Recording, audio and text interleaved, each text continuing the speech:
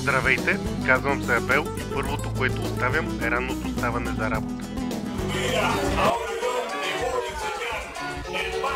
Взимам любимата си музика, за да се забавлявам на макс.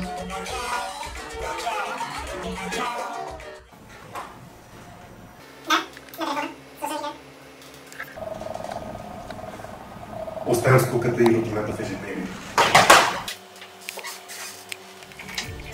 Взимам и откривателския си дух в търсене на новото и непознатото. Оставям приятеля си Доси жив за още 365 дни.